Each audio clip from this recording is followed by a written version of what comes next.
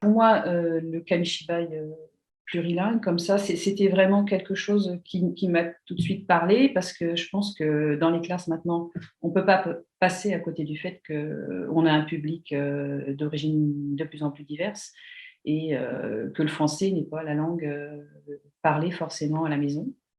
Et voilà, moi je trouve que c'est des enfants du coup qui peut-être sont parfois donc en difficulté dans les apprentissages, on va dire classiques, et que via ce projet d'éveil aux langues et donc par la suite ce kamishibai, c'est des enfants qu'on pu se mettre, sont positionnés différemment dans la classe, qu'on pu se mettre entre guillemets en valeur, qu'on pu constater qu'ils avaient aussi une richesse qu'ils pouvaient partager. Et donc ça, je trouve que ça, réellement, enfin moi en tant qu'enseignante, j'ai vu les fruits du travail qu'on a fait avec Peggy, c'est évident, sur des enfants qui étaient un peu en retrait et qui se sont tout d'un coup mis en position, voilà, nous on était des apprenants et c'était eux qui nous donnaient des infos. Et eux, ou bien leurs parents qui sont venus pour certains, donc dans la classe pour nous parler de leur pays, de leur langue, etc.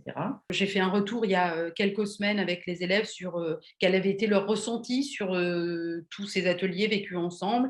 Et clairement, le kamishibai est ressorti comme l'élément qui les avait le plus touchés, tous avec l'envie de réécouter des histoires et de repartir dans un projet de création de kamishibai. Donc l'objet a eu vraiment une valeur particulière Oui, une dans ces valeur ateliers, ajoutée. voilà, Ouais, voilà, ouais, dans ces exactement. ateliers.